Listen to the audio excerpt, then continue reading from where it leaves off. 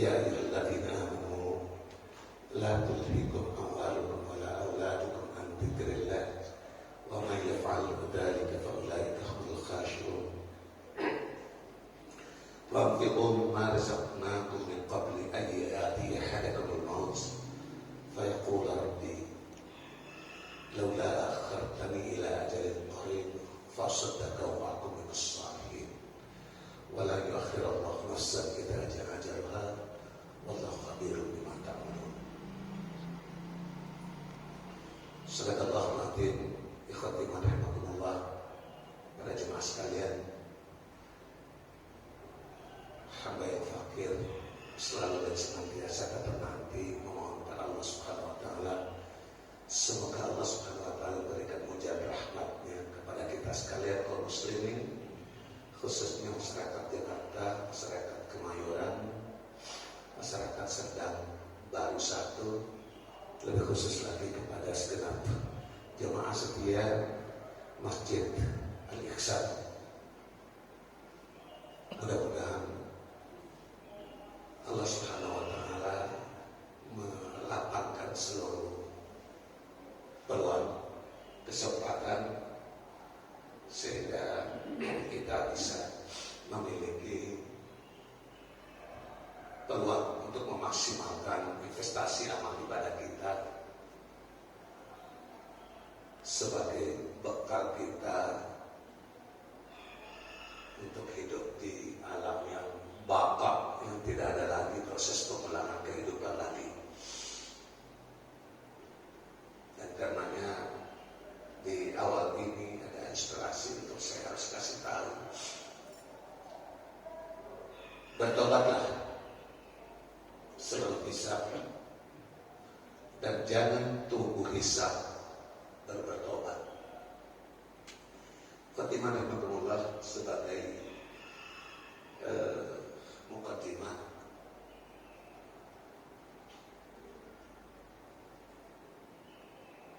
Tadinya saya menyiapkan beberapa hal, juga antara lain menyangkut masalah persoalan perkembangan politik Islam global, politik Islam regional, politik Islam nasional, dan kondisi real konstelasi percaturan politik yang sedang terjadi. Lebih spesifik, kita bisa berbicara tentang masalah dinamika politik Islam Indonesia, Islam politik dan politik Islam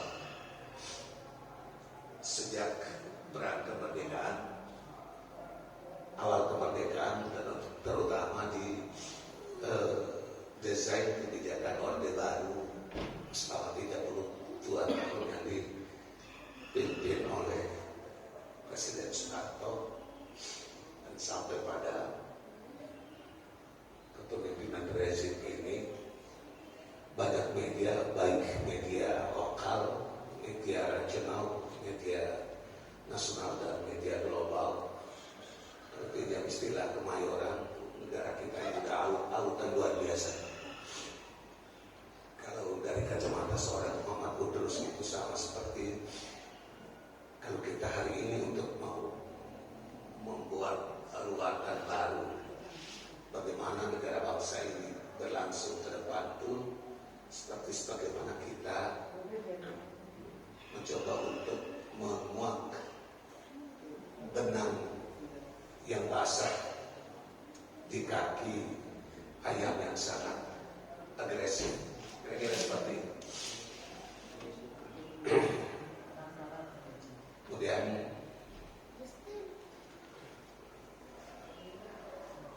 saya ingin sampaikan pada teman-teman sekalian, ayat Allah Subhanahu wa taala menyatakan ini, fas'alu ahla dzikri in kuntum la ta'lamun. Esensi daripada ayat itu kira-kira saya tarik begini. Yuk mari kita ngobrol. Kalau melihat status ayat yang barusan kita sampaikan itu ada kewajiban bertanya, dan bertanya. Ahla dzikri yang memiliki kapasitas dan memiliki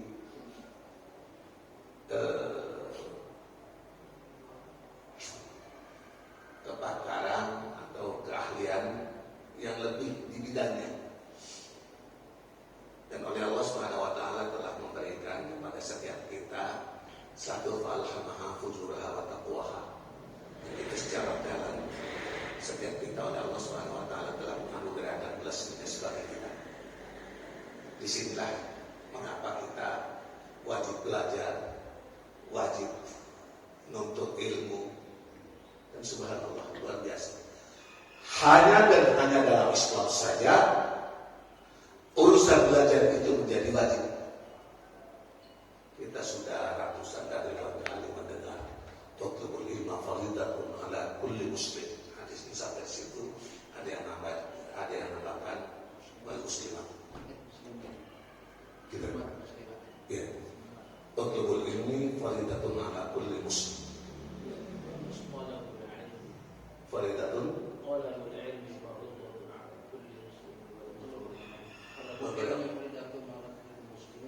iya, dan beberapa yang kita lihat beberapa redaksi itu intinya ialah bahwa menuntut ilmu dalam perspektif Islam itu menjadi wajib, dan itu wajib ain.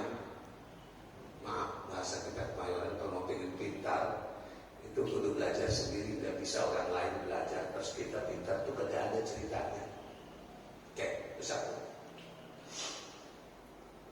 Yang kedua, masing-masing kita tuh oleh Allah Subhanahu wa taala telah memberikan garis kapling gitu. Kullu ya'malu ala sakilatihi rabbukum ala man wahdasa bilah. Sadaqallahu nabi. Khatimah rahmatullah.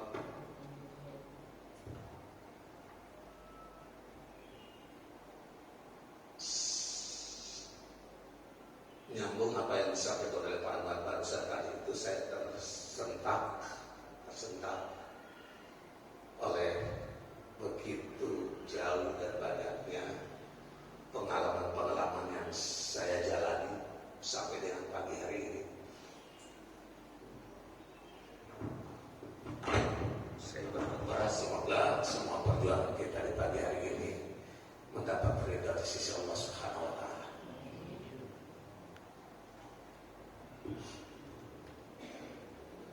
Ini kesannya,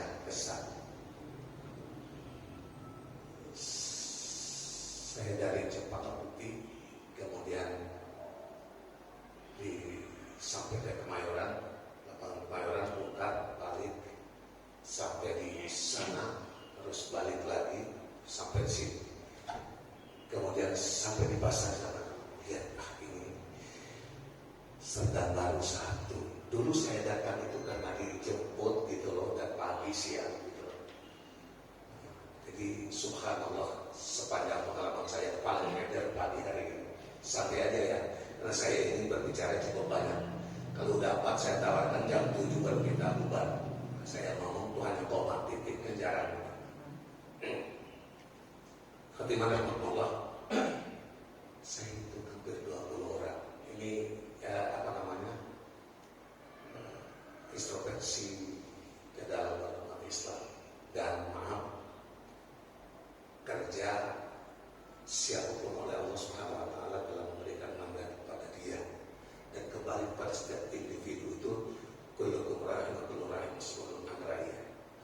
Saya nanya insya Allah hampir 20 orang, dan saya pun yakin yang saya tanyakan mereka itu Islam semua. Masjid Al-Ihsan itu di mana? Itu 6 orang berturut-turut. Itu nggak tahu. Padahal nggak jauh di ujung sini. Kalau saya tanya di ujung pasar sana itu, mungkin mereka celingak-celinguk lagi terus itu. Oh iya, tapi udah di dekat sini. Enggak.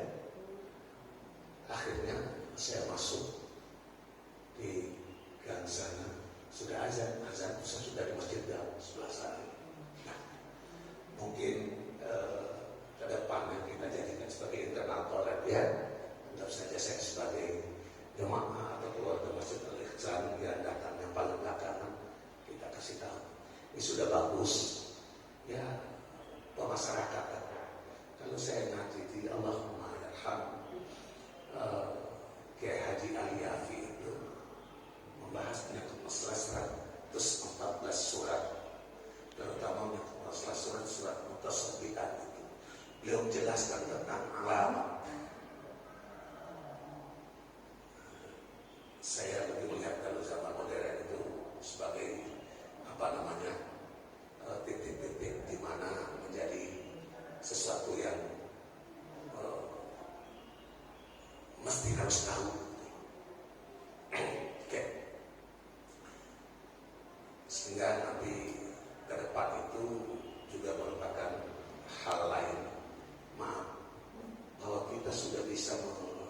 dilakukan secara berjamaah untuk bisa menunjukkan kewajiban kita, itu sudah subhanallah bagus.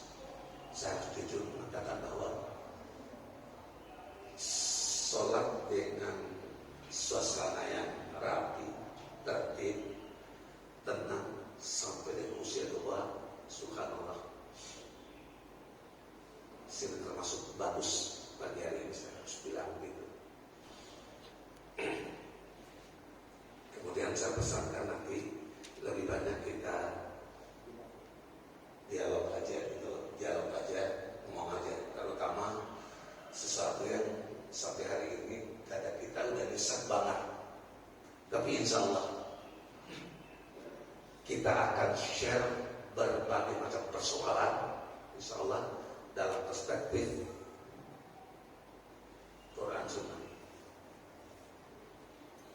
Karena Allah Subhanahu Wa Taala memberikan jaminan Islam itu sebagai sebuah sistem nilai din, bukan sekedar agama yang mengatur sistem ritual, tapi lebih kepada sistem nilai value, bahkan itu menjadi ideologi. Al-yawma yaksallatina kafaru min dinikum fala takhshawhum wakhshawni al-yawma akmaltu lakum dinakum wa atmamtu 'alaikum ni'mati wa raditu lakum al-Islam dinan. Artinya SK ini, Bismillah ini oleh Allah Subhanahu Wa Taala menurunkan bahwa Islam itu din yang sempurna. Ya, tidak ada lagi embel-embel ini itu untuk nambah kurang perma. Tidak ada lagi ceritanya, tidak ada lagi. Islam itu sudah sempurna. Dari sini kalau kita sudah bisa meletakkan ideologi kita yang baik, bagus, kita permanenkan keyakinan kita, tidak ada cerita mau hujan, angin, puting beliung datang menerpa dengan isu dan informasi apa saja, insya Allah kita sudah paten. Antara lain sahabat surga yang kita selalu dan senantiasa merapat bersama seperti ini, bersama dalam kebersamaan kita, berjemaah di dalam Masjid Al-Ihsan, kemudian kita bersama selalu dan senantiasa mengkaji. Khotimah rahmatullah. Seperti tadi ada kita mau pikir persoalan-persoalan besar itu, tapi saya pengen agar supaya itu didialogkan, supaya kita bisa memilah mana yang ingin diketahui, mana yang membuat hati jadi beget, mana yang membuat kita jadi gedek setengah mati. Insya Allah pagi hari ini saya tidak terlalu meluk-meluk, tapi kita bisa share setidak-tidaknya untuk membuat lega perasaan kita dan pikiran kita kusut, bahkan kita marah dalam diri kita sendiri, terutama tentang situasi dan kondisi, maaf, dalam tanda petik negara yang begini demikian crowded. Saya boleh bilang begitu dengan segala kawan dan tanggung jawab dalam kapasitas saya. Khotimah rahmatullah. Karena itu di pagi hari ini sebelum langkah nanti kita dialog soal-soal semacam begitu, izinkan untuk saya menyampaikan 2 ayat tadi itu.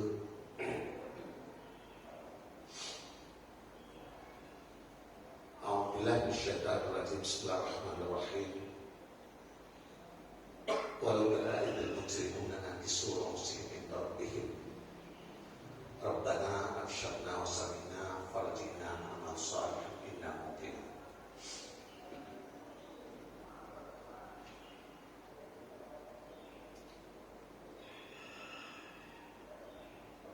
Ini penyampaian dan pernyataan Allah Subhanahu Wa Taala memberikan informasi terdahulu tentang kemungkinan dan pasti akan terjadi peristiwa ini kelak di hadapan Allah Subhanahu Wa Taala di saat kita semua berhadapan di yaumul hisab. Walau tara bil mujrimuna naqisu ru'usihim, seandainya untuk melihat melihat orang-orang yang celaka, yang menundukkan kepalanya dalam keadaan malu dan terhina di hadapan Allah Subhanahu wa taala di yaumil hisab. Walau tara idil mujrimuna naqisu ru'usihim inda rabbihim. Bapak Ibu dan saudara-saudara yang bilang ke Allah, dalam situasi dan kondisi semacam begitu, ini saya gambarkan orang-orang celaka, orang-orang yang tidak beruntung kelak di akhirat nanti di hadapan Allah Subhanahu wa taala, menundukkan kepala dalam keadaan malu dan terhina. Terus mereka bilang begini, Rabbana, oh Tuhan kami, absyarna wa samina, kami telah melihat dengan mata kepala kami sendiri. Dulu memang kami di Serdang Baru 1 kagak ngeliat, wasamina, dan di saat ini kami dengar. Dulu di Serdang Baru juga kami dengar. Dengar dua perkataan.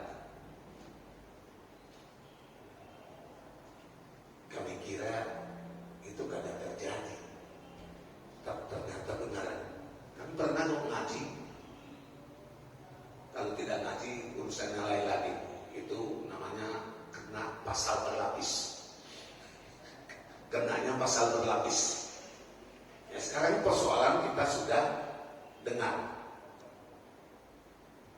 kaji, bahwa tidak sampai, tidak dapat ilmunya.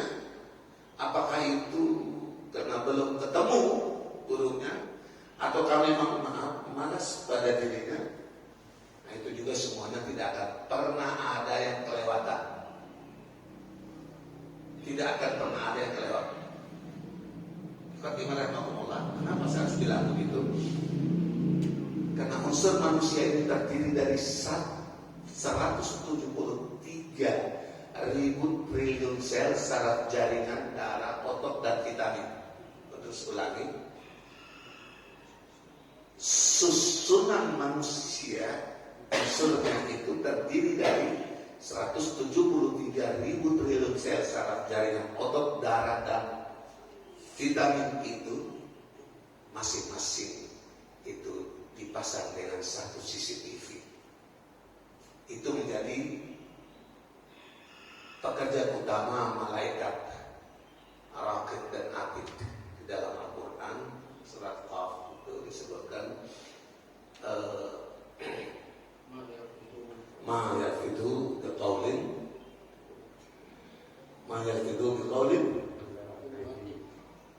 biqaulin hatta ladaihim raqibun atid.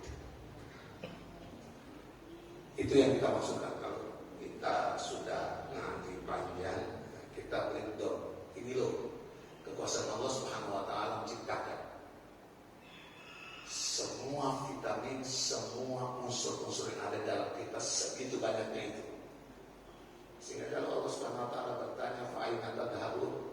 Maaf, mayon, lu lari ke mana? Sekitar-kitarnya lo tidak bisa disenter oleh KPK, tapi apakah malaikat Raqib melihat? Ada. Kira-kira begitu.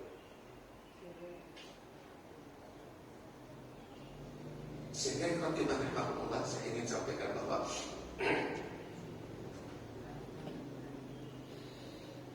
ketika manusia begitu demikian merana mohon kepada Allah Subhanahu wa taala, absyarna wa samina, ya Allah kami sudah dengar, kami sudah melihat dengan mata kepala kami sendiri, dan kami sudah mendengarnya. Kemudian terus bilang apa? Nyuwun, kalau saya memandang tuh sambil mewek itu, farjina, ya Allah, kembalikan kami ke Serdang Baru 1 lagi. minta untuk kembali lagi. Padahal itu kan prosesnya begitu Bapak dan saudara-saudara, dalam blueprint Allah Subhanahu wa taala dalam Al-Qur'an itu wa min waraihim muhit bal huwa Qur'anun majid fi lauhil mahfuz. Rencana Allah Subhanahu wa taala di lauhul mahfuz kita semua sudah ada dalam posisi kita dalam keadaan mati. Artinya apa? Kita belum pernah disebutkan sebagai apa-apa dan siapa-siapa. Kemudian atas takdir Allah Subhanahu wa taala kita dipindahkan oleh Allah Subhanahu wa taala. Nanti bisa dilihat di dalam Quran surat 32 As-Sajdah gitu ya. Sajdah mulai dari ayat ke 5, 6, 7, 8, 9 sampai di situ. Itu proses bagaimana kita diciptakan. Saya teruskan gitu. Oleh Allah Subhanahu wa taala dari zaman azali di alam arwah kita dipindahkan ke alam arham atas takdir Allah Subhanahu wa taala yang menentukan, dan tidak ada orang yang punya kesempatan untuk bikin proposal agar supaya minta dia itu orang apa, dia orang suku apa. Tidak ada orang yang punya otorita sampai di situ. Tapi hanya semata-mata kehendak dan ketentuan Allah Subhanahu wa taala semata. Allah titipkan kita melalui orang tua kita. Pertemuan ovum dan sperma pada ketika itu kemudian diproses oleh Allah Subhanahu wa taala min nutfatin min 'alaqatin min mudghah sampai di usia segitu dalam bahasa kedokteran. Di saat kita berusia 120 hari, di dalam Al-Quran surat Al-A'raf ayat 172 itu disampaikan, wa idza khadara rabbuka min bani adam min dhuhurihim dzurriyyatahum wa asyhadahum ala anfusihim alastu birabbikum. Pada ketika kita menjawab qalu bala syahidna, semua makhluk yang namanya manusia pasti melewati jalur ini, titik ini. Tidak ada orang yang tidak menyebutkan dialog ini. Tidak ada orang yang tidak sigap, tidak amprok dengan dialog ini. Karena pertemuan kita itu seperti itu. Pokok asalnya dari wong itu pasti sampai sini. Itu Bapak dan saudara-saudara. Di saat usia itu kita menyatakan kalau benar ya Allah, bala syahidna, kami mengaku engkau, kami bersaksi engkau Tuhan kami. Jadi proses tauhid dan keislaman kita itu bermula embrionya dari situ. Walau nasibnya mengiring setelah lahir itu dia jadi anak siapa, suku apa, maaf, dari golongan orang tuanya, maaf, beragama apa, itu semata-mata takdir Allah Subhanahu wa taala. Dan oleh karena itu siapapun yang ada dalam keadaan Islam, sungguh demi Allah amat sangat beruntung, dan dia wajib bersyukur pada Allah Subhanahu wa taala. Karena hal semacam itu kita tidak bisa kayak apalagi kita sudah begini, ya bagaimana lagi kalau tidak bersyukur yang pengetahuan semacam itu. Alastu birabbikum qalu bala syahidna an taqulu yaumal qiyamah kunna an hadza ghafilin. Jadi saya melihat gerindra strategis betapa Allah Subhanahu wa taala membuat cara begitu demikian hebat. Di saat kita bertanya, kita ditanya oleh Allah Subhanahu wa taala tentang Tuhan kita, itu kita belum sempurna banget. Potongan kita itu persis masih kayak lohan aduan itu, ikan lohan aduan itu. Baru bentuk singkat baru 120 hari. Dan pada saat itu Bapak-bapak dan saudara-saudara, jangan pernah lupa kita memperoleh nikmat Allah Subhanahu wa taala yang namanya oksigen, O2. Sepanjang 5 bulan 10 hari. Kalau normal kita indekos dalam perut ibu kita masing-masing 9 bulan 10 hari. Gratis.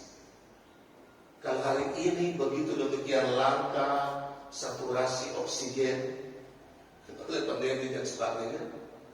Saya tadi jam 2 itu juga masih ngobrol ke teman gitu.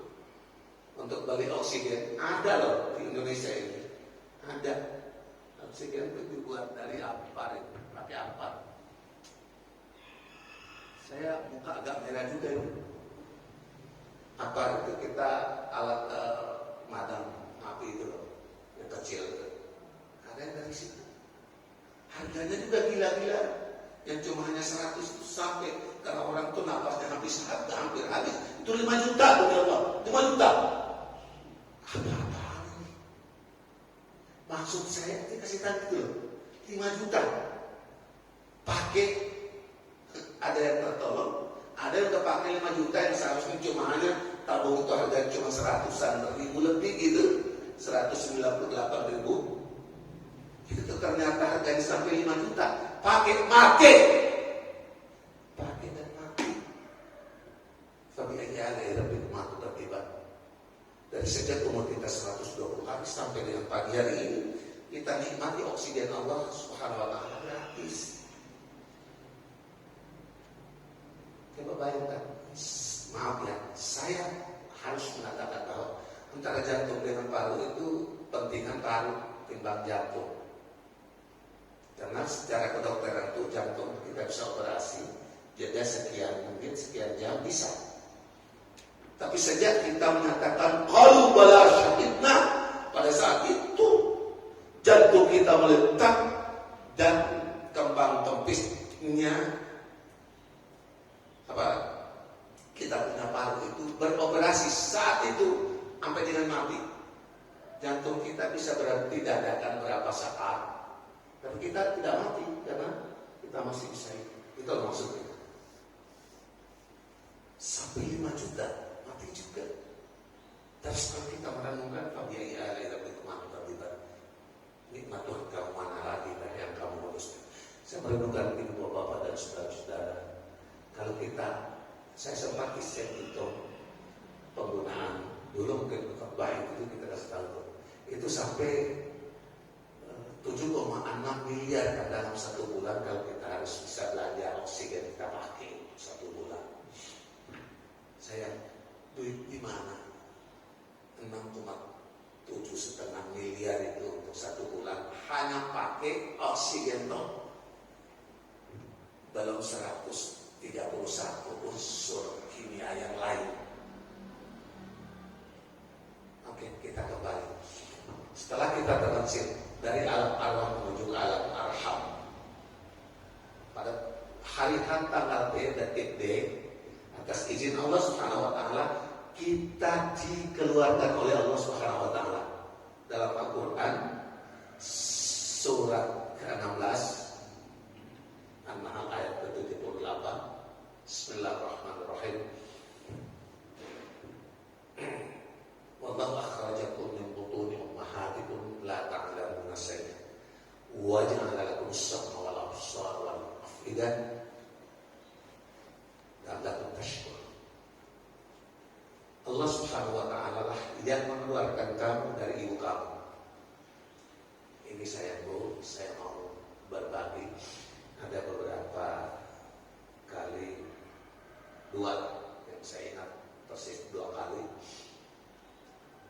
ayat ini dikaji, kemudian mendapatkan pertanyaan di tempat-tempat umum juga ditanya, Ustaz,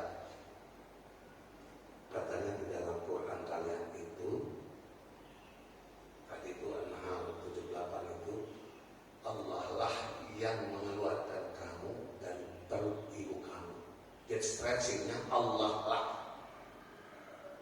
Menjadi pertanyaan itu ialah gimana cara kita menjawab kalau yang bertanya itu bukan muslim.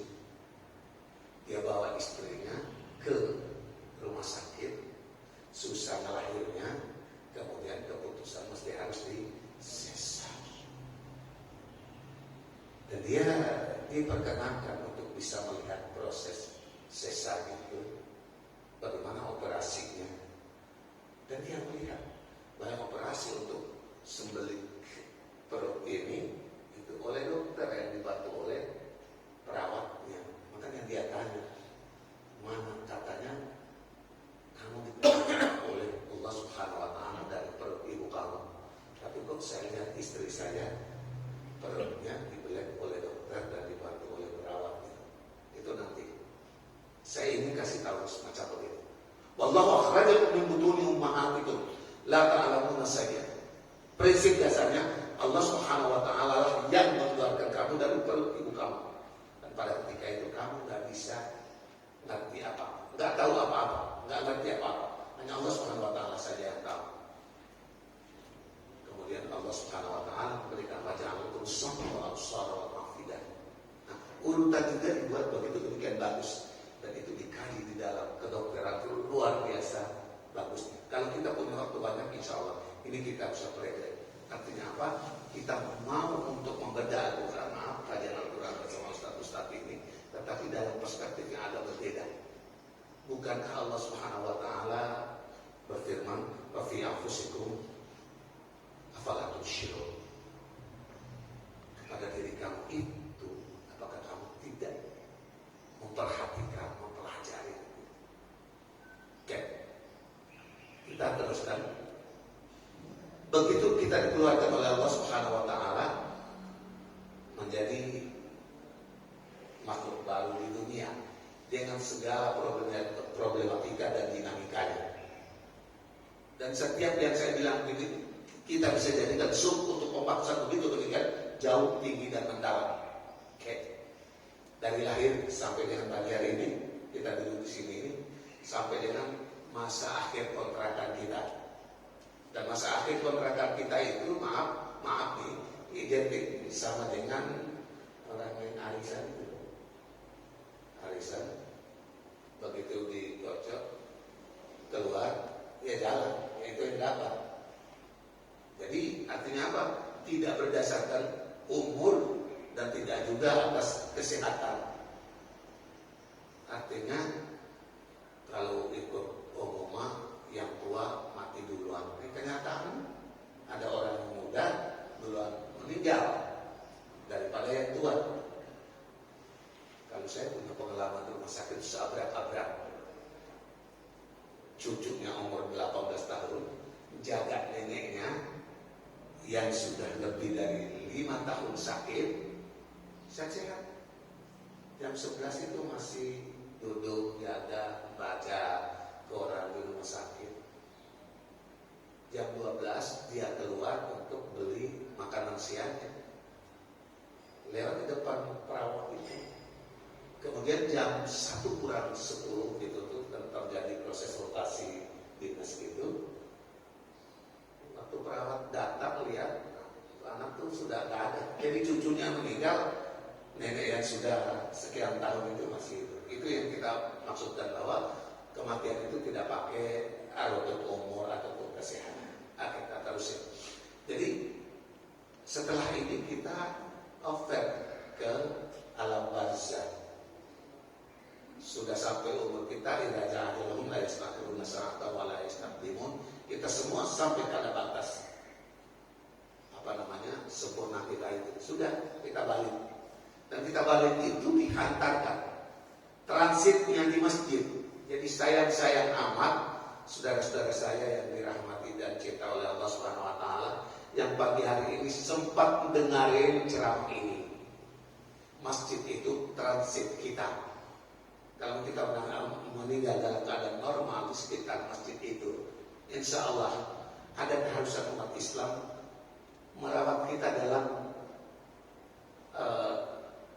fardu kifayah itu, kita dimandiin, dikafan, disolatkan, dan insya Allah itu ditambahkan masjid yang paling dekat. Artinya begini, lagi hidup ada masjid di depan mata, dekat dengan rumah, azannya masuk sampai ke dapur dan WC, kok tidak datang untuk sholat di masjid?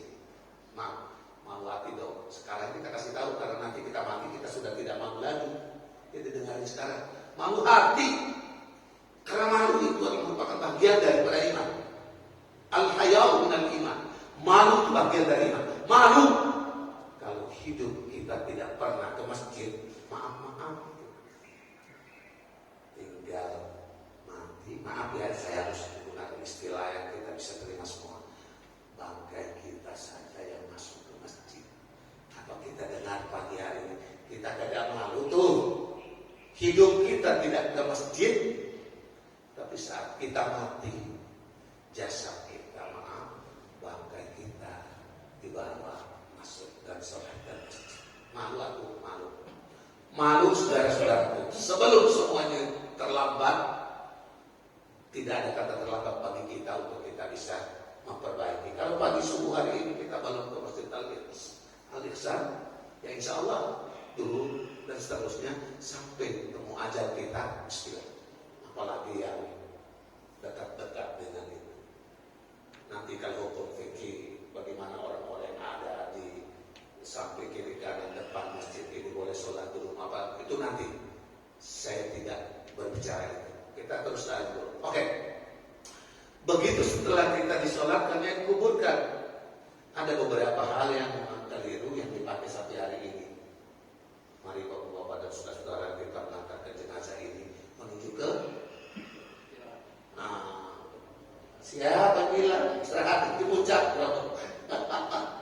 bukan menuju ke tempat peristirahatan terakhir di kubur itu. Maaf kalau kita talqin itu orang sudah begini. Maaf, kalau talqin itu pekerjaan saya hampir 20 tahun di rumah sakit Islam. Pekerjaan saya hampir 20 tahun di rumah sakit Islam. Jadi maaf saya, yang hidupnya bajingan kelas tengah sampai kepada ulama paling hadis. Alhamdulillah Allah Subhanahu wa taala takdirkan saya punya nasib bagus. Saya boleh bilang begitu. Saya nemu semua itu sehingga bisa mengubah, melihat, maaf sekaligus membagikan. Oh, beginilah ending life proses bagi setiap manusia. Oh begini. Jadi belum tentu yang ganteng-ganteng, yang begini-begini, yang bagus-bagus, wah itu belum tentu kita lihat. No, gimana ending life prosesnya? Bagaimana? Kan kita ini kan lebih gampang bilang, ya mudah-mudahan husnul khotimah, husnul khotimah. Woi, husnul khotimah itu by design. Kudu disiapin. Jadi tidak ucuk-ucuk. Kalau hidup kita berasal dari Islam, malas beribadah, kepala batu terhadap perintah agama, pelit bersedekah. Nah ini saya agak lebih itu. Pelit bersedekah, minta masuk surga gitu lah. Kalau saya di luar kan surga yang mana yang kayak begitu. Bahwa demi Allah itu bukan otoritas kita memang itu, tetapi formatnya itu kan sudah ada. Sebelum kita ini akan mendapatkan siksa yang luar biasa. Yawma tuqallabu wujuhum fin nar yaquluna ya laitani ata'ana Allah wa ata'ana Rasul. Itu penyesalan yang luar biasa. Dan penyesalan itu pada saat di mana kita sudah di dalam neraka. Wajah kita dibolak-balik dihukum, disiksa luar biasa. Dibolak-balik kayak pen gitu. Baru nyesal. Yawma tuqallabu wujuhum fin nar yaquluna, baru mereka berkata, ya laitani ata'ana Allah wa ata'ana Rasul. Coba kalau dulu gua masih hidup, ketika saya diserang baru satu kemayoran, kalau saya taat kepada Allah Subhanahu wa taala, taat kepada Rasul. Kalau ente piye Thomas? Orang Forest nanya kaya mana? Forest tekon kaya mana? Gimana mungkin bisa seperti itu? Tapi sekali lagi saya pun sesal dahulu mendapatkan, sesal kemudian sama sekali tidak ada gunanya. Oke, kembali kita lihat perjalanan kita sampai sebelum saya membahas dua ayat tadi menjadi tema pokok kita yang terinspirasi oleh apa yang disampaikan oleh Ustaz Ahmad tadi. Jangan dulu selesai. Apa ceritanya begini tapi nanti. Jadi begini teman-teman sekalian, ikhtiar kita, ikhtiar kita dengan ikhtiar 4 sehat 5 sempurna, maaf nih 6 umroh. Itu orang mau sakit itu. kita asup sekaligus menjatuhkan stamina dan kesehatan kita, ujungnya pasti kita mati juga. Tapi menjadi pertanyaan itu, seperti apa gaya hidup kita?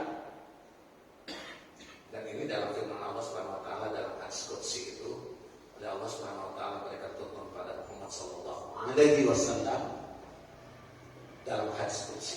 Hadis qudsi itu firman Allah Subhanahu wa taala yang formulasi redaksionalnya itu Allah Subhanahu wa taala serahkan pada Muhammad sallallahu alaihi wasallam. Ya Muhammad, isma sita. Hai Muhammad, silakan engkau boleh urip dengan gaya apa saja, mau apa saja untuk kamu hidup. Sumonggo atau monggo kerso, monggo. Isma sita, fa innaka mayyitun. Silakan kamu boleh hidup sak suka hatimu. Kalau bahasa Flores namanya sak terdewe. Tapi di penghujung hidupmu itu ada sebuah batas kematian nanti. Tidak bisa ada orang yang mengulas kemana-mana. Kita diantar ke kubur, itulah semua yang kita sayangi. Kita ini ada salah, ada hal yang salah dalam hidup. Ya, teman-teman Ustaz Boyo ini dijadikan spreadsheet dalam skala prioritas kerja sama ibadah Islam. Karena banyak orang yang kehilangan arah, lebih fokus kepada untuk menyelamatkan sesuatu yang sifatnya fana. Kullu man 'alaiha fan wa yabqa wajhu rabbika dzul jalali wal ikram. Baik ya wahai, ini kan fana, dibalurin dengan alat kosmetik yang paling bagus, paling mahal, mati. Terus setelah itu jadi apa? Jadi santapan cacing, kecoa. Roh kita itu bakal kembali pada Allah Subhanahu wa taala. Tapi wakil orang tak peduli terhadap rohnya, tapi lebih peduli terhadap jasad. Ini loh yang saya maksudkan kan. Ada yang salah dalam master pemikiran umat Islam, salah dalam menentukan skala prioritas. Mana yang mesti dan mana yang cuma sekadarnya.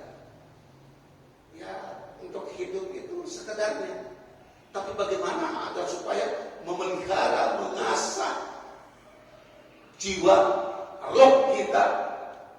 Dan gini kan saya bilang bapak-bapak dan saudara-saudara, jadi orang tua itu kita malu kalau gagal dalam mendidik anak tidak sesuai dengan harapan Allah Subhanahu wa taala dalam real syariat Islam.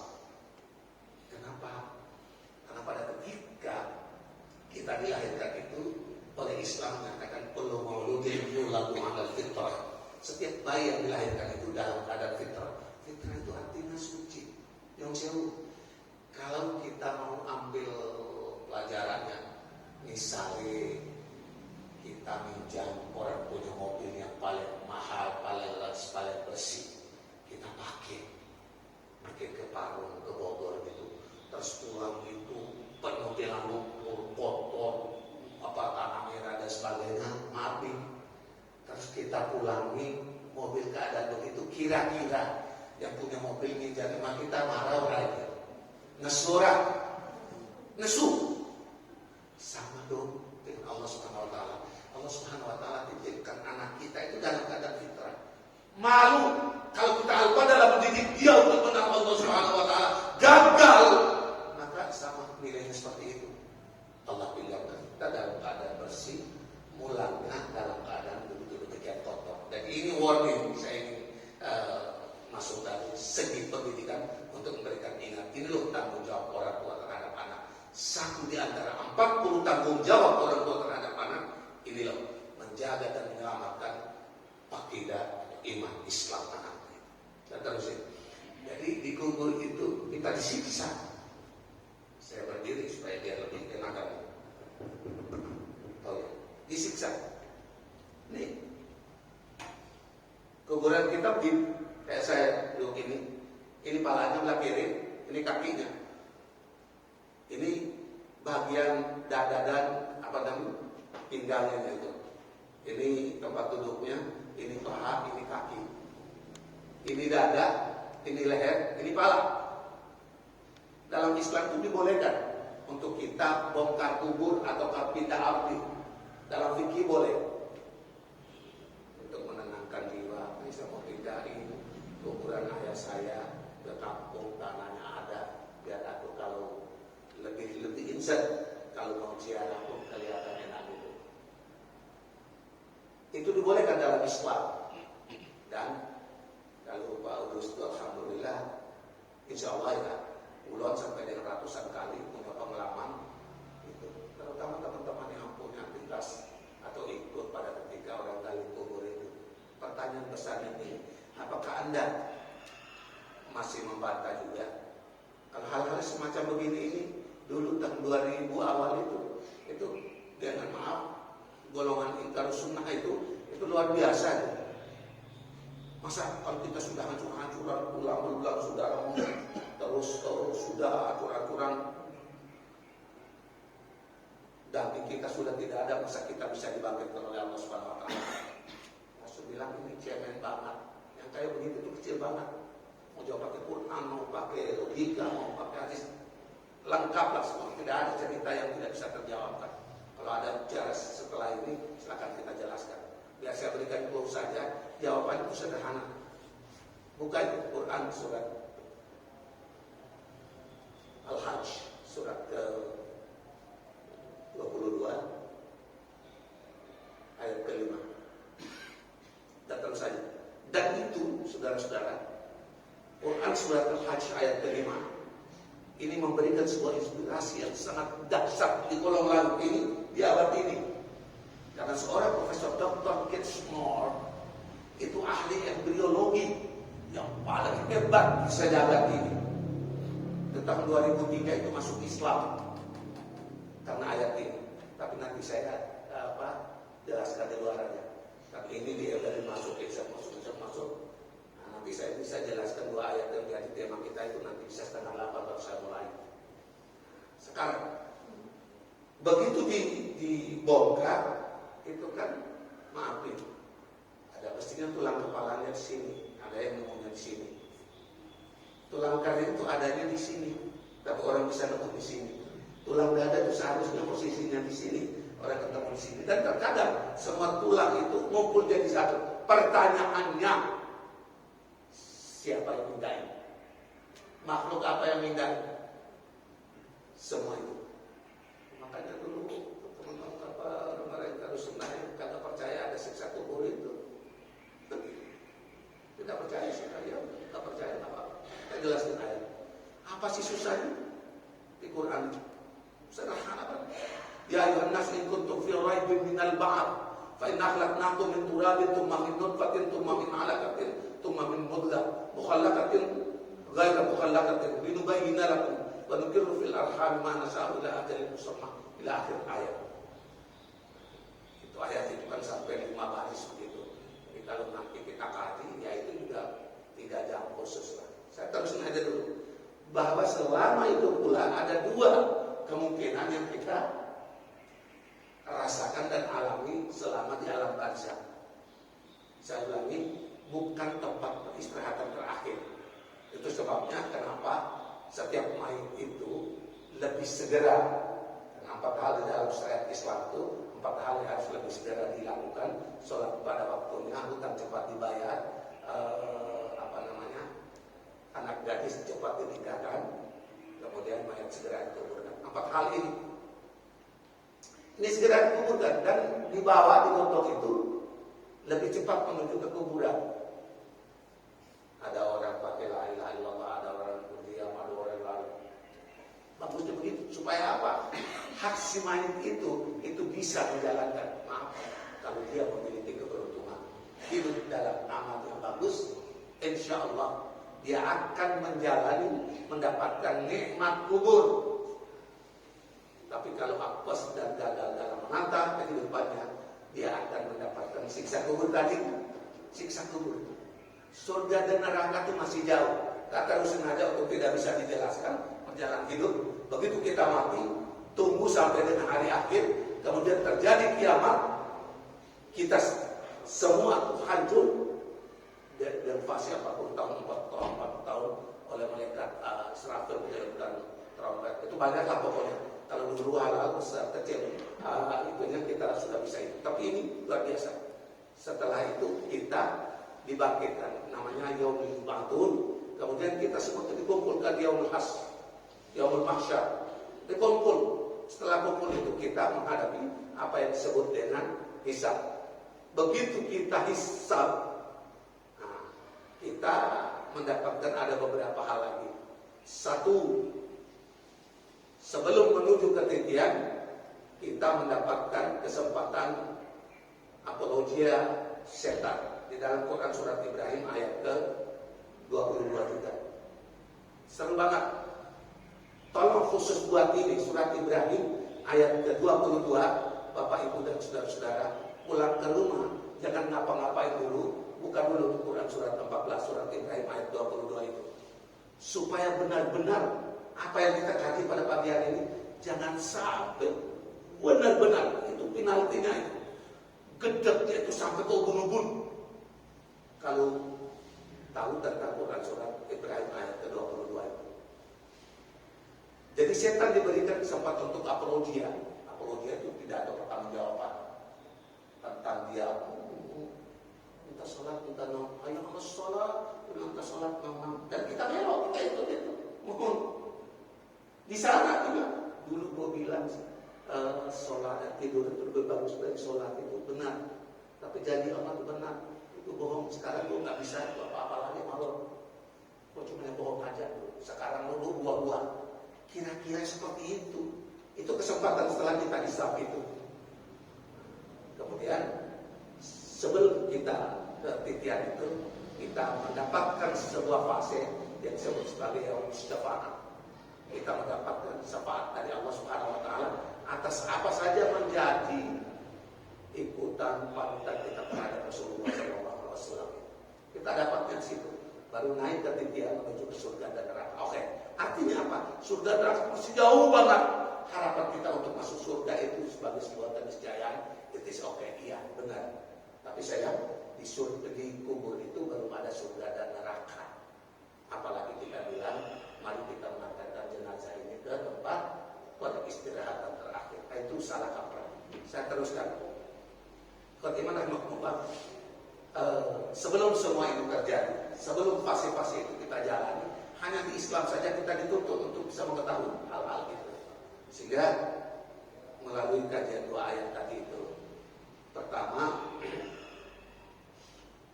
yang kita sudah sampaikan melalui ayat mujrimun tadi. Yang kedua, dalam Quran surat Al-Munafiqun,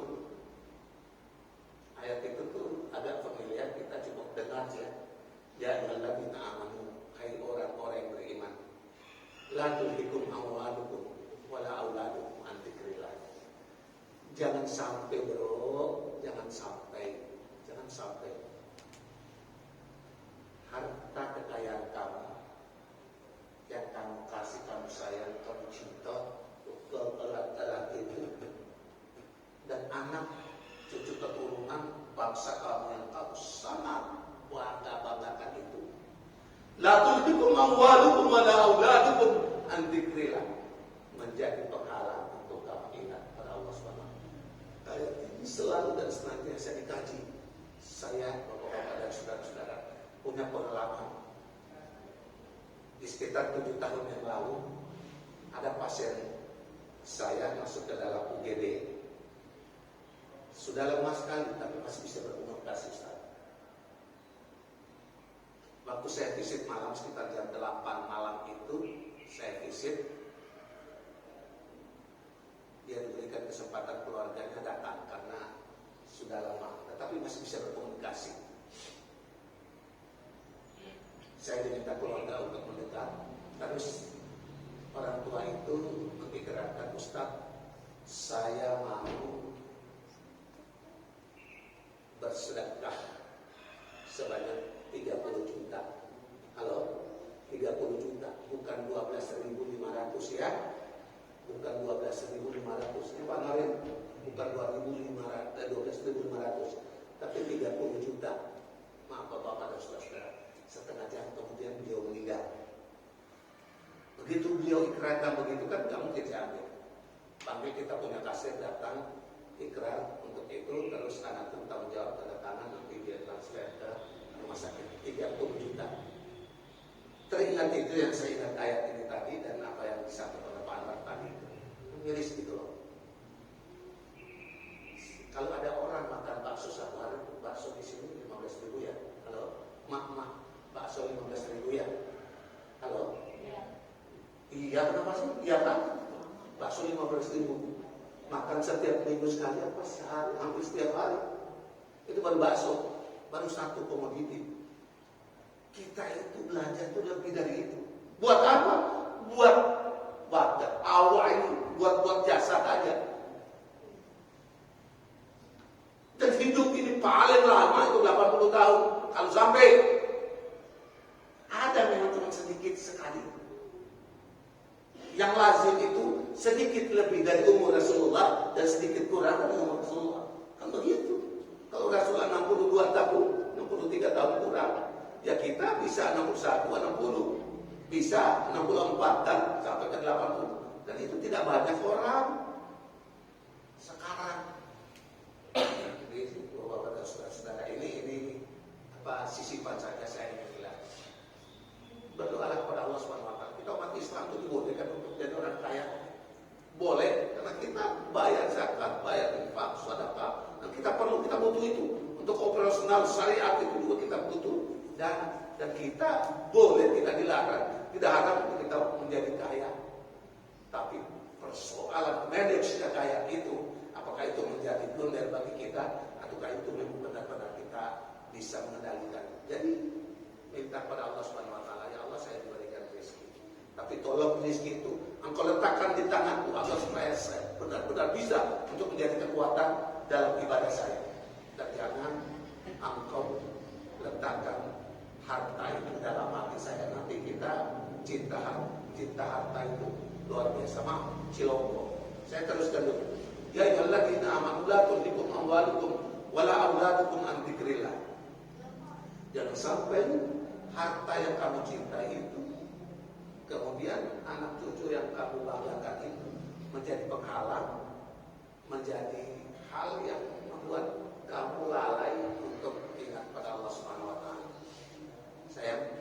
Saya sekitar sebelum ini ada kemarin itu ada sebuah kajian di klaster Bekasi itu, di klaster maaf saya harus bilang di klaster Bekasi itu masing-masing orang punya kapten di dalam itu. Dan qadarullah saya ketemulah dengan keluarga yang mempunyai rumah di dalam Grand Wisata itu, Grand Wisata ya, di Grand Wisata itu punya mobil 3 yang harga rata-ratanya hampir 4 miliar per mobil. Halo? Hampir 4 miliar per mobil. Dan 3 itu sekitar 12 miliar. Waktu beliau meninggal saya itu dimandiin di garasi mobil. Saya pernah diberikan kesempatan untuk masuk ke WC kamar utama mereka itu. Itu saya lama keluarnya cuma hanya celingan-celingin gitu. Saya di Mekah itu selalu dapat tempat di Zam-Zam atau di Darut Tauhid. Itu tempat maktab saya. Segitu Ustaz, saya mandang kamar mandinya celingak-celinguk lihat. Semua saya bayangkan kamar mandinya itu lebih mahal dari rumah saya. Rumah saya cuma 11 kali 16 meter. Jangan di sisinya. Itu lebih mahal kamar mandi dia daripada semua total biaya rumah saya. Kan saya bisa tersaksikan gitu. Itu kamar mandinya aja, Bu. Makanya saya lama keluar gitu. Bukan ngejar, bukan apa, cuma lihat-lihat aja gitu loh. Padahal itu Mekah di Multazam dan di Darut Tauhid itu luar biasa. Dan di Darut Tauhid itu kan khusus buat para pejabat tinggi. Tamu-tamu negara itu mendapatkan maktab di Darut Tauhid itu. Dan selebihnya itu orang yang tajir banget yang mendapat maktabnya di situ. Saya teruskan. Saya lihat begitu. Jadi ada beberapa kasus yang saya melihat itu. Saya 3 mobil, hampir 12 miliar, rumah di situ tuh ketahuan berapa. Saya apa sih yang bisa dibawa? Ini loh yang dimaksudkan dalam Islam. Kita selalu dan senantiasa amrok. Baca, senantiasa kita diingatkan. Kafabil maut mau'idatun. Cukuplah kematian ini menjadi pelajaran sangat berharga bagi kamu. Pelajarannya apa? Kagak ada orang yang boleh bawa dalam bentuk harta punya uang. Yang bisa-bisanya cuma yang 12 meter bagi perempuan dan laki-laki 10 meter itu. Tidak lebih dari itu. Mau kaya-kaya apapun tidak boleh bawa lebih dari itu. Gak ada apa-apanya. Maaf. Saya menerjemahkan dalam bahasa real tentang kafabil mau'idatun itu ialah begini.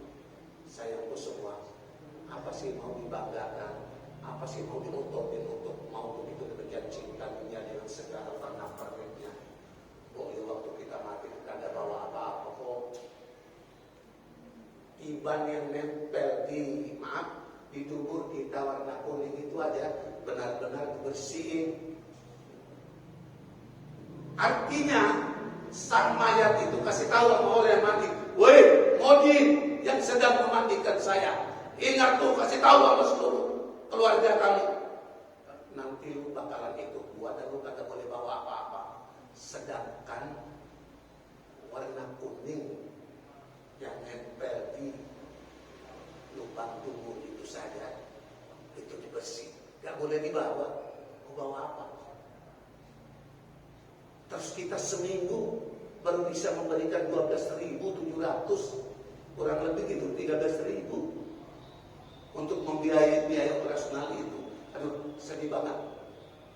Saya Ustaz punya pengalaman khotbah di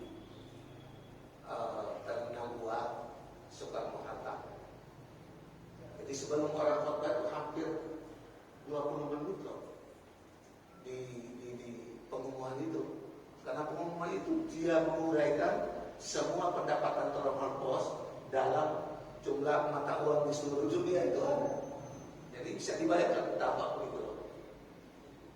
Di tempat-tempat tertentu itu cepat hitungnya, tapi angkanya gede banget. Di tempat lain itu susah hitungnya, karena begitu dibalikan begitu, uangnya begini ke sana kemari, hitungannya lama, jumlahnya cuma sedikit. Tinggal pilih, kembali kaya.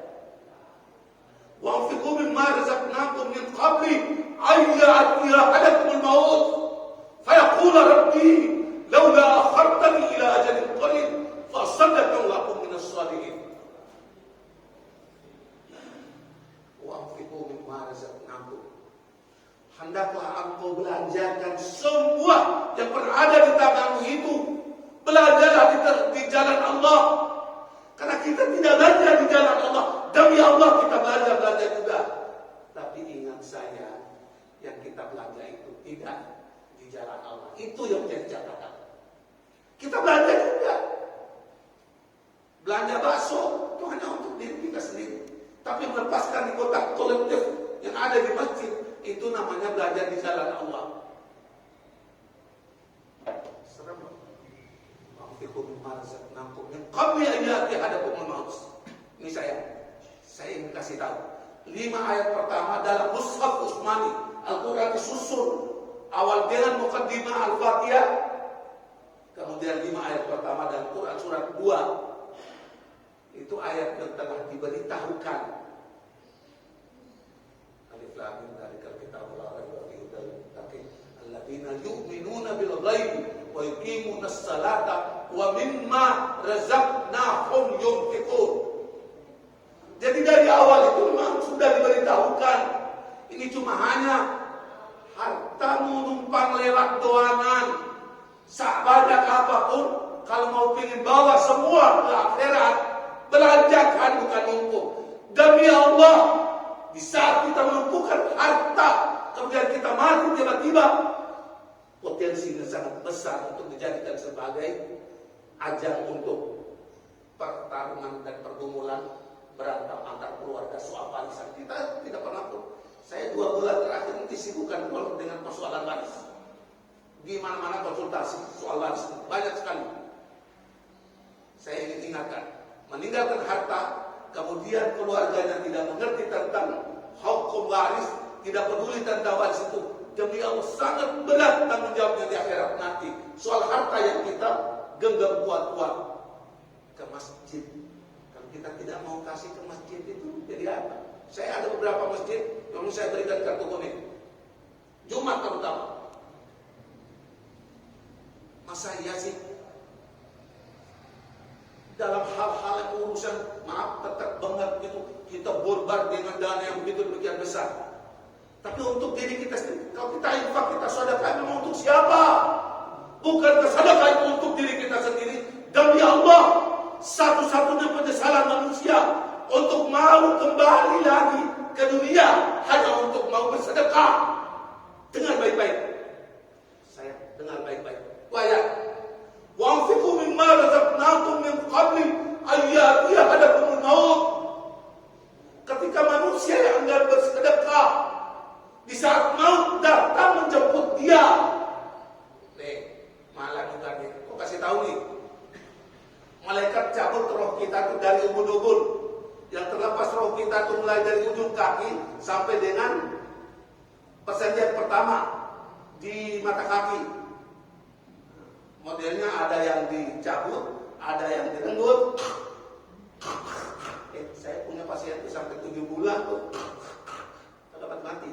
Padahal kalau pelan begitu, segitu aja. Itu demi Allah. Dalam beberapa riwayat dan beberapa referensi saya baca itu, sakitnya keluarnya roh dari jasad kita itu sama seperti 700.000 kali tebasan celurit. Gua ulangi, keluarnya roh dari jasad kita itu sama sakitnya dengan 700.000 kali tebasan pedang, atau setara dengan menguliti kambing hidup-hidup.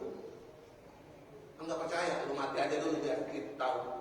Dan ini loh permintaan yang diminta oleh Allah Subhanahu wa Ta'ala, permintaan yang dimintakan oleh Rasulullah SAW. Ya Allah, kalau sakaratul maut sedahsyat itu, biar ayah Rasul Sallallahu Alaihi Wasallam cinta pada umatnya, dia mau pasang badan, umatnya boyo dikasih dispensasi untuk tidak boleh merasakan sakaratul maut itu. Tetapi Allah berkata, kullu nafsin dha'iqatul maut. Pokoknya yang ada form, ada nyawanya banyak merasakan itu. Tidak ada orang yang perek. Tuh saya, kita kembali ke ayatnya itu. Wa anfiqu mimma razaqnakum min qabli an ya'tiya ahadakumul maut. Bersedekahlah kamu, mengeluarkan harta kamu lah, belanjalah kamu lah, sebelum ajal datang menjemput kamu. Ahadakumul maut. Kalau ketika manusia itu sudah didatangi ajal menjemput nyawanya, jemput itu ditarik pelan-pelan kayak rambut ditarik di tengah benang itu, rambut itu saya tarik benangnya tidak ewer-eweran itu aja sakitnya kayak tadi. Bagaimana kalau dijemput, direnggut atau dicabut?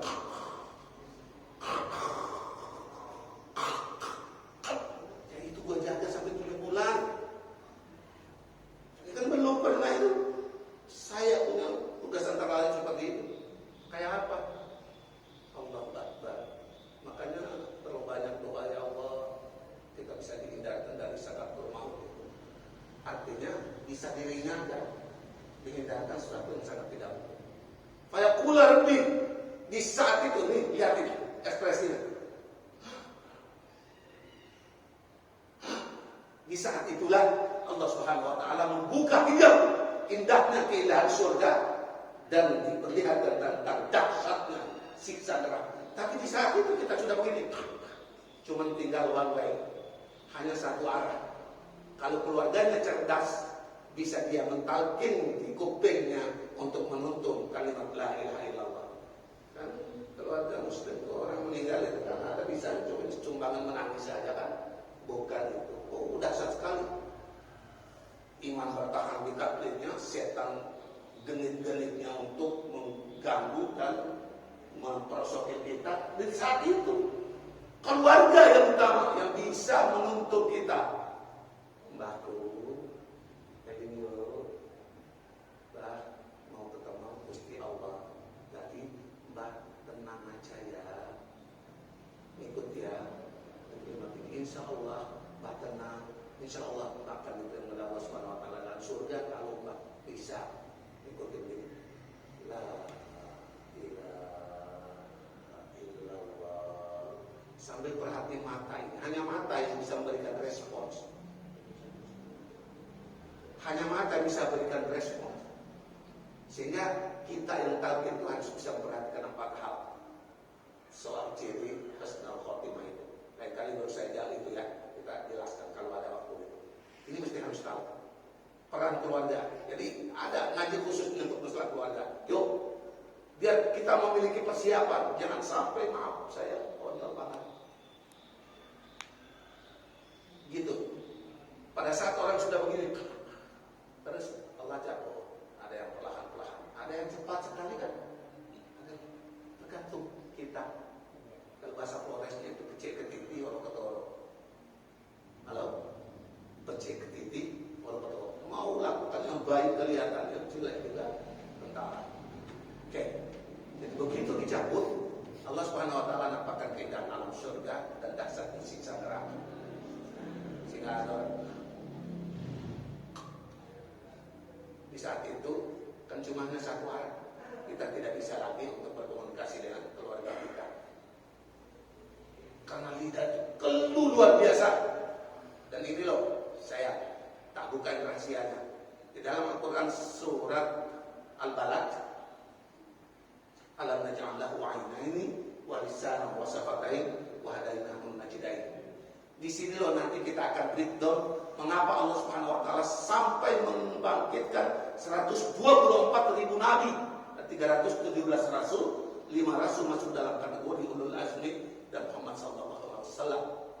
Apa yang mereka cuma mengusung isu tunggal. Sampaikan oleh Muhammad 124.000 nabi kepada segenap umat manusia di zamanmu, di umatmu, sampai kepada mereka Tuhan sampean itu kata Allah, la ilaha illallah. La ilaha illallah itu ada 12 huruf itu. 12 huruf. Terdiri dari 3 huruf. Lam, alif dan a. Satu-satunya gelombang di kolom langit cuma 3 huruf itu cuma ini. Dan oleh Allah Subhanahu Wa Taala memberikan pada Rasulullah SAW sampai kepada umatmu. Mengkana yaqulu la ilaha illallah dakhalal jannah. Tapi susahnya bukan lain saya bilang tadi. Siapa sih gampang? Karena itu untuk mengucapkan 2 kalimat syahadat itu, la ilaha illallah itu cukup dengan lidah saja, tidak serta-merta. Karena posisi kita yang begitu demikian berat dan sangat lemah dalam sakaratul maut, bibir kita tidak bisa sertakan dan kita bisa gerakan. Karena itu la ilaha illallah hanya untuk perang lidah. Hanya lidah, hanya lidah, hanya dan hanya lidah. Saya hari Selasa kemarin itu, tetangga jamaah pengajian saya, umurnya 3 tahun di atas saya, meninggal. Kemudian pengurusan saya sampai ke Gunung Kidul, alhamdulillah. Dan saya sampaikan, saya memang merasa kehilangan teman ngaji murid yang paling setia. Saya kehilangan, apalagi keluarga. Kita berduka, tapi kita mau bilang apa? Tapi saya perkuatkan mereka bahwa saya menjadi saksi selama hidupnya beliau orang baik dan benar-benar baik, nggak punya musuh, nggak punya omongan, nggak punya itu, diam aja itu. Di sana cuma senyum, nganggur, gak ada suaranya sama anak sama bini, gak ada suaranya. Orang itu 4 tanda husnul khotimah itu ngomong saya sama mereka itu. Aku nangis lah, gimana sih? Itu emosi manusiawi sekali. Ketemu itu. Jadi bapak-bapak, ibu dan saudara-saudara, lidah sudah kalau lidah bisa bukan satu, lidah masih bisa bergerak.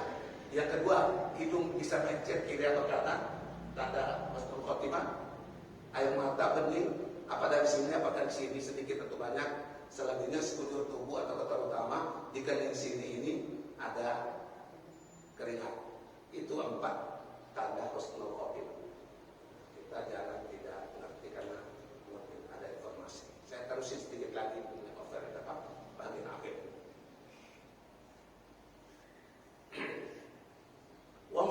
ma razaqnakum min qabli an ya'tiya ahadakumul maut fayaqula rabbi. Orang yang dalam keadaan sakarat maut itu kan di situ kan masih ada, masih dalam perjalanan. Roh yang ditarik dari ujung kaki sampai ke ubun-ubun masih dalam perjalanan. Terus dia menyampaikan kesal-kesuhurnya yang kedua. Kesal-kesuhur manusia pertama tatkala kita dilahirkan, ketika kita di dunia, dengan kalimatnya yaqulu ya laitani kuntu turaban. Kira ya? Tidak ada. Yang keduanya kita masih kesalahan manusia.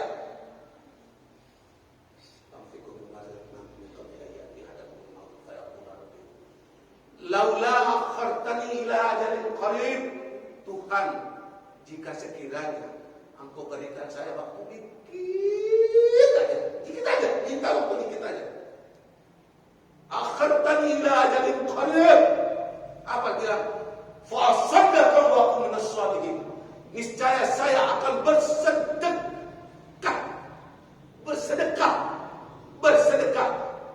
dan menjadi orang-orang yang saleh. Ternyata orang mau mati, orang sudah mati pengen balik lagi ke dunia itu hanya untuk bersedekah. Kagak untuk haji, kagak untuk puasa, kagak untuk kawin lagi. Nah itu kagak pengen untuk kawin lagi gitu. Tapi bapak-bapak tapi untuk bersedekah. Itu ya yang kita sampaikan. Jadi yuk mari, kapan lagi berpikir dengan mindset dunia, berpikir dengan jalur agama. Karena kita tidak berpikir jalur agama, kita berpikir juga sekuler. Tuh, kemudian mau belajar di jalan Allah. Kalau tidak belajar jalan Allah, kita belajar juga. Niat yang baik untuk dekat dengan Allah Subhanahu Wa Taala. Karena selain niat yang baik itu masih ada niat-niat yang lain juga, tapi niatnya bukan karena Allah.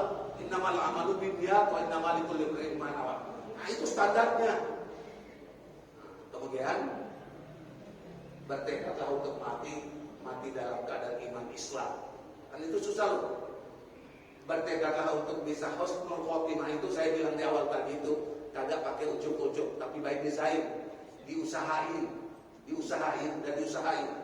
Kalau memang ringan untuk bisa berinfak, tidak seminggu 12.000 sekian, ya tingkatlah 12.000 kali itu dikeluarkan. Dan Rasul ditanya begitu kan, ada pertanyaan yang sama di tempat yang beda itu, ya Rasulullah, abul a'mal ilallah. Terkadang beliau jawab as-salatu ala waqtiha. Rasul ditanya lagi tentang soal yang sama, ya Rasulullah, abul a'mal ilallah. Dia jawab sedikit 12.000 atau 15.000, 20.000 per minggu per Jumat untuk masuk 20.000 per Jumat atau setiap hari kita bersedekah karena orang mau mati dan sudah mati itu ingin hidup kembali hanya untuk bersedekah. Ini aja yang dapat saya sampaikan kepada kita sekalian. Mudah-mudahan ada manfaatnya. Apa yang baik dan benar dari Allah Subhanahu Wa Taala, apa yang kurang dan keliru itu dari saya. Terus yang bisa lepas dari kurang, salah, keliru dan dosa. Jadi kalau ada yang benar, terimalah itu, amalkan, mudah-mudahan saya dapat penjeriannya. Kalau kurang, saya tolong disampaikan atau ditegur, dan itu akan jauh lebih baik. Kalau setelah ini ada, saya ingin yang pertemuan tadi, kalau ada yang tidak bisa tanyakan, terutama hal-hal yang strategis dalam saat ini. Saya mau bicara tema ini karena Pak Anwar ngomong tadi itu, Pak ini aja, saya mau ngomong. Tadinya saya sudah berbicara, kalau saya sudah menyiapkan diri. Tapi ini nanti ada ya, kalau ada kesempatan lagi, insya Allah. Jadi saya maaf, sekarang itu catatan tuh. 2 hari terakhir ini luar biasa kelimpungan. Bahkan saya tadi malam jam 7 itu baru dari Priok ke Cengkareng. Kemudian jam 11 saya dari Cengkareng ke rumah sakit. Kemudian setengah 4 kurang itu saya dari rumah sakit terus saya awal ngidam gitu. Saya pikir waduh, jadi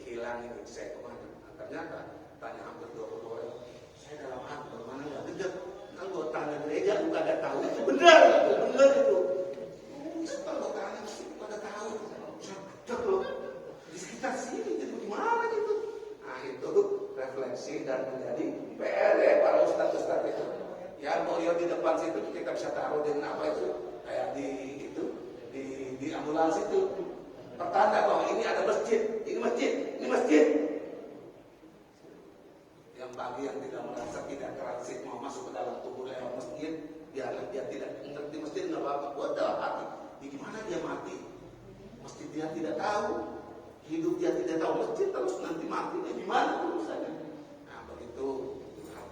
Saya sudah menyiapkan banyak hal gitu, tapi kita belum saatnya untuk kita bicara ini. Insya Allah kalau ada kesempatan lain, diizinkan oleh Allah Subhanahu Wa Taala, kita akan ekspos lebih halus. Saya mohon untuk kita dialog sesuatu yang ditanyakan aja, yang sampai tidak bisa begini, terutama dengan perjalanan 7 presiden ini. Insya Allah saya rekam secara baik sekali, hampir semua kebijakan, hampir semua grand design, hampir semua kebijakan rahasia. Utang-utang yang tidak disampaikan pada ini, tapi ini bayar, bayar utangnya.